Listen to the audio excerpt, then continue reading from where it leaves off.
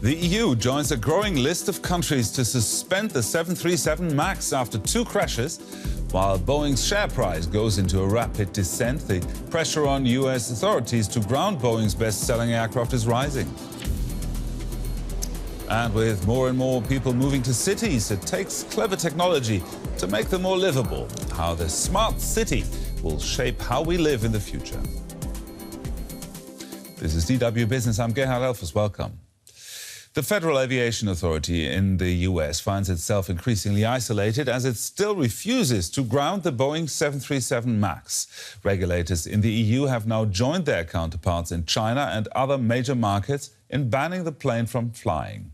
The popular model was involved in crashes recently in Indonesia and on Sunday in Ethiopia. The issue is a sensitive one for the airplane and defense company. In particular, it faces a tricky act, reassuring concerned customers and protecting its business and investors who lost more than $26 billion since the latest crash. Iceland Air is only one of the airlines grounding their 737 MAX fleets by grounding its 3 MAX 8 aircraft until further notice.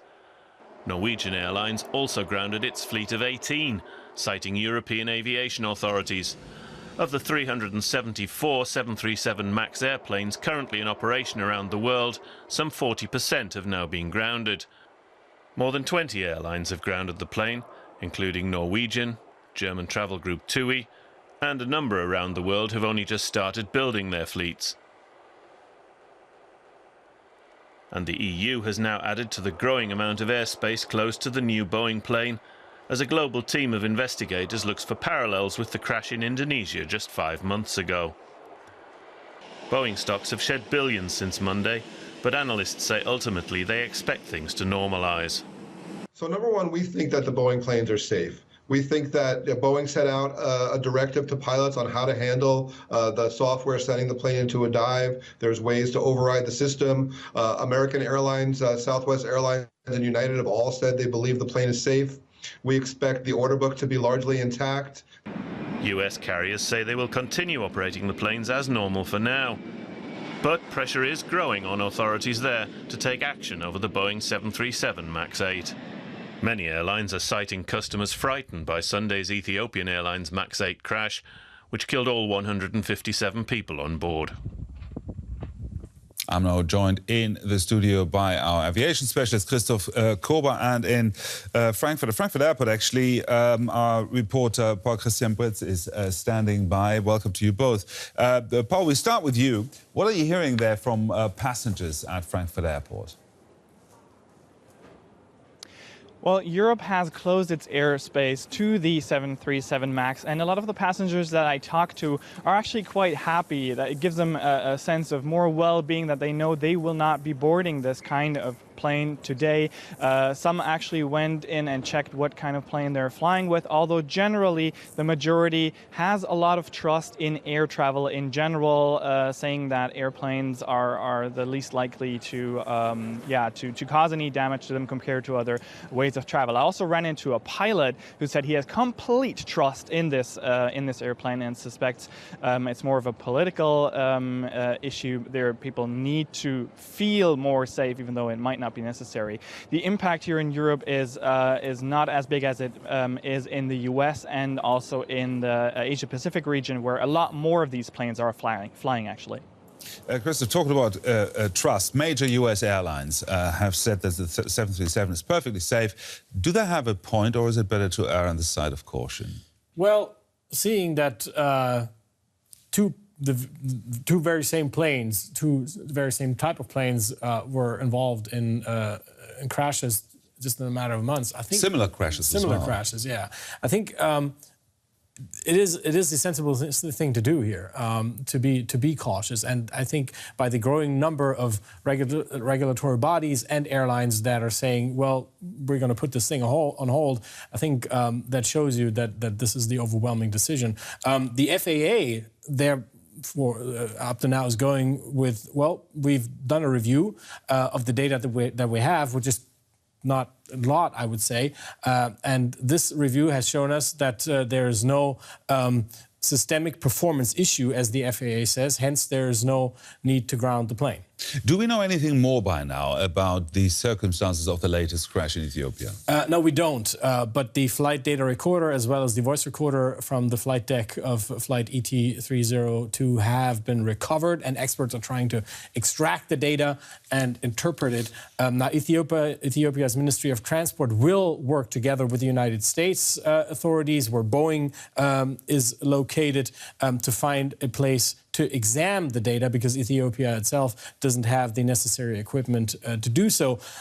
Meanwhile, this is a crisis for Boeing, a crisis that is widening. I mean, you've mentioned it at the beginning of this segment.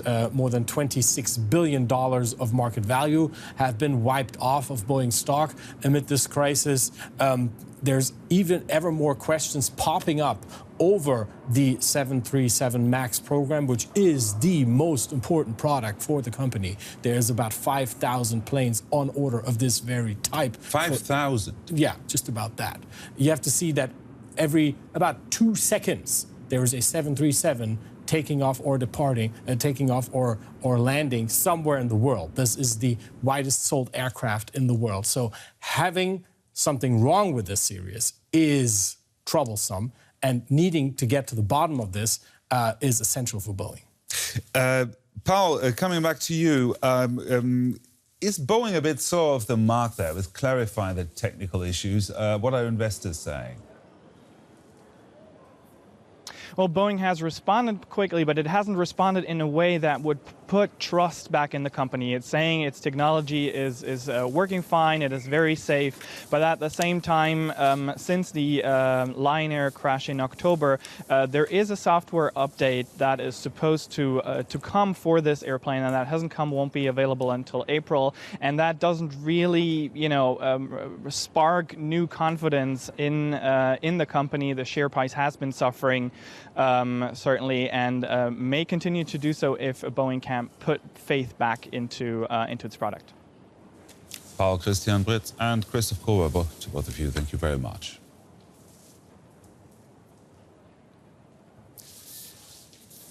Now, the city of tomorrow will face entirely new challenges. Space is becoming ever scarcer, and mega cities are already finding it difficult to organize municipal services. Taipei is coming up with a solution, though. Ever wider data networks and an array of sensors are intended to remedy the situation and improve the quality of life for its citizens. More and more people are moving from the countryside to the city. In Asia, for example, almost 500 million people are forecast to move to cities in the next few decades. A huge organisational and infrastructural challenge. A key solution could be digital technology, the creation of smart cities. In them, machines will increasingly communicate autonomously with each other, and by doing so dramatically alter the urban experience. Cars would pay for themselves at toll and filling stations, an economic and simple solution. The Taiwanese capital of Taipei is well on its way to becoming such a city. Numerous projects are changing everyday life here. Like the scooter sharing project, Wemo. The electric scooters are distributed throughout the city and can be reserved and paid for by app, reducing air pollution and noise. A cooperation between the city and supermarkets is changing shopping routines. So-called OK Minis offer more than 20 options for payment, whether by card or mobile phone. And they're open around the clock. Digital technology is also coming to waste management. People can dispose of cans and bottles in iTrash machines and get a voucher in return, which can be used for bus and train tickets, promoting sustainable transport. Machines sharing data to make our lives easier and more sustainable. This could be just the solution our future needs. Well, some clever ideas there. Let's go to Taipei, to our correspondent William Yang.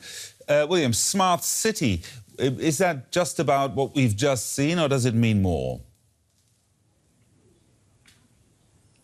So Smart City Taipei is a citywide initiative that aims at using a distributed ledger technology to create data-driven services. And in the case of Taipei, what makes it smart is that the government established a citywide framework which satisfies citizens' needs through technological innovation. Blockchain plays a role here. How can that relatively new technology improve quality of life in a city?